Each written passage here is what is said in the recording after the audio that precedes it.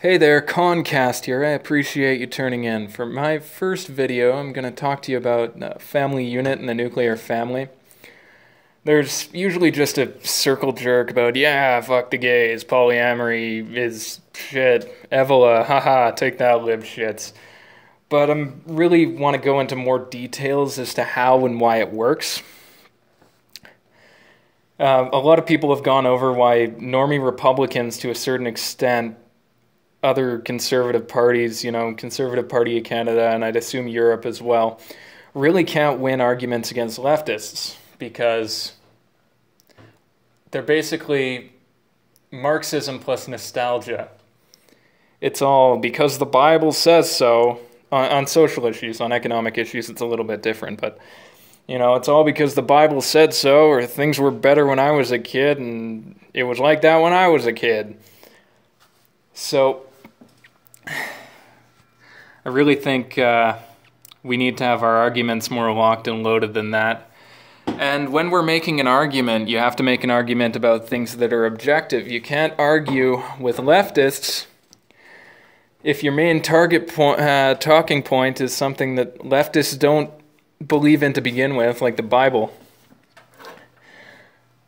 But anyways, something I find very interesting about the alt-right is that, most of them are traditionalists to some extent, and there's a very big contingent of radical traditionalists, really LARPy Orthodox and Catholic people. But compared to the mainstream right, especially in the United States, there's a very large secular component, which I find fairly interesting. And if you ask around, see what everybody thinks, you really get an idea of what arguments to use for the nuclear family. One man, one woman, kids, reproduction, all that. From a secular point of view. This also applies to religious people. It's not solely atheistic, but it really is more to argue with leftists, to back up your points about nuclear families, etc. So, starting off, if you don't believe that biologically nuclear families work, you're probably an SJW that'll just get triggered and start yelling if somebody says that to you. So I'm not even going to go over that part. So starting off, there's always been a really clear patriarchy to some degree in every society that's ever made something of note. Like, people will talk about, oh, the Indus Valley was probably a matriarchy and they didn't have weapons. Yeah, well, what happened to them? They got wrecked as soon as a patriarchal society started off right next door. When the Spaniards came to, and when the English came to North America, they could understand, okay, these Indios, Mayas or Haudenosaunee or Anishinaabe or what have you, they've got mother, father, some kids, grandfather, whatever. It's the same basic structure. So two societies that were, depending on your beliefs, if you're a young earth Protestant, you think they came over in a boat and they're all Jews or something. But, they were separated for thousands of years, and yet they kept the same family structure because it works.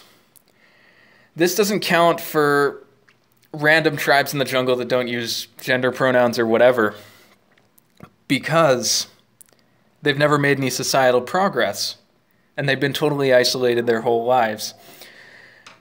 So basically every society has been patriarchal or gotten wrecked immediately by a patriarchal society.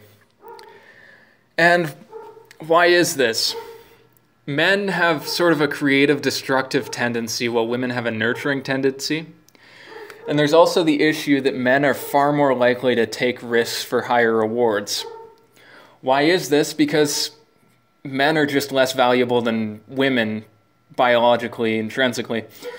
Women need to be protected through pregnancy and child raising, while men have an incredibly short time investment to physically produce offspring. If you take the time to notice, women are also far more concerned with, saving face, as they say, and keeping their social status within a group. Well, most men are more comfortable in their own solitude than women are. Not to say that they're not social creatures, but they also compete far more often. it's basically risk and reward. They're more likely to take risks. They're more inclined to compete with other males, risking losing some of their social status, but also perhaps obtaining the reward of higher social status. And that goes to economics.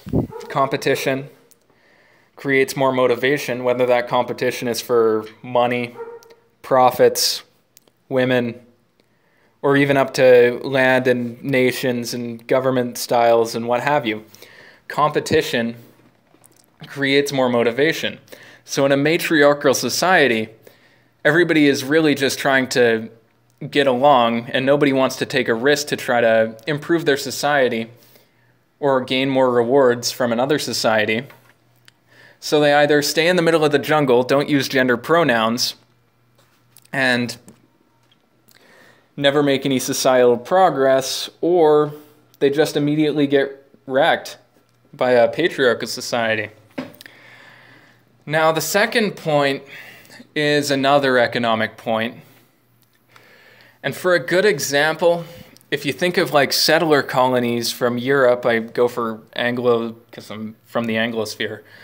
But if you think of like South Africa to a certain extent, but especially like New Zealand and Canada, these settlers would set up miles from the nearest town. Now, this is a time when horses were really, everybody thinks everybody used to ride horses. In England, that was the case, but that's because England was rich as hell for a certain time. But in the colonies, in settler colonies especially, and just in the standard scheme of things, most people were on foot. Unless they had something very specific to do with horses or donkeys or ox carts or whatever, like they were teamsters or what have you, the common man was always on foot. So they would set up miles and miles from the nearest town. And they'd only go into town every once in a while to get the absolutely necessary raw materials. Now, they would do this because most of them were fairly common and they wanted more land and they were farmers and what have you. But they could do this because they had the nuclear family structure. Of course, it was usually just a wife, husband, a couple of children, and livestock. The reason they could set up so far away is because the nuclear family has a tendency of dividing labor.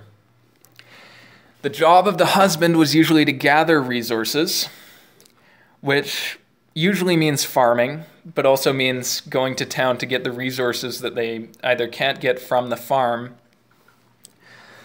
or to sell the excess product from their farm, and sometimes get some off-farm tools as well. Now, the woman's responsibility, a lot of it was cooking. Traditional cooking really helps to conserve the resources and use less food or use lower quality food and make it taste good. And packing, fermentation, home canning. And women were also in charge of domesticated animals near the house. For instance, chickens, pigs, usually not cows, but if there was one milk cow or what have you, it was usually the woman's responsibility. And again, vice versa. If it was a pig farm, the pigs were not the women's responsibility. So she had to make the decisions involved with feeding them as well.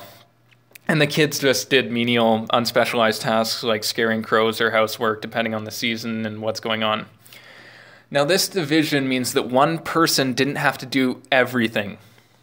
And more importantly, one person didn't have to learn how to do everything. The whole stereotype, oh, men don't know how to cook, is because before a certain time period ago, everybody got married fairly young, and men didn't need to learn how to cook very well.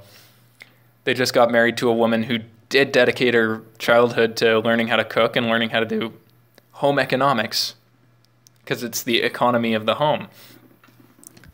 Well, he could do other things. So in the same way that the Ford assembly line made cars cheaper than was previously available in like a Rolls-Royce workshop, cars used to be made by like 1 or 5, 7 people. and it took forever and they were expensive as hell. But in the same way that Ford divided the labor into very specialized parts to make cars cheaper, the specialization of the nuclear family was what made frontier life far more possible, especially for people that weren't exceedingly rich. You know, people who couldn't afford to pay a lot of labor, or they couldn't afford slaves in certain times or places. So the same applies today to a certain degree, where you still can find some intact nuclear families. Again, it's not like it used to be, pretty much anywhere. But the question is, why do Marxists constantly want to break down the system that is the nuclear family? Well, of course, the common narrative is the elimination of any possibility of anybody else aside from the government teaching children what's right and wrong. But also because the nuclear family, in my opinion, because the nuclear family makes even lower stratas of society richer by comparison to, you know, just having children. Even if you do have a good income and you're a single parent, nuclear family is usually a better decision because you have that specialization. But poor people are more likely to vote for Marxist policies, and everybody knows that the Marxists are really just an invisible goalpost that they can keep switching around to consolidate power. But I guess that's a really complex topic, and if you guys want, I'll do another video one day explaining my views on it a little further. So leave any ideas for future Concasts in the comments, and if you would like to give in to my obligatory e-begging, Patreon is in the description when I get that up. Thanks for watching, guys.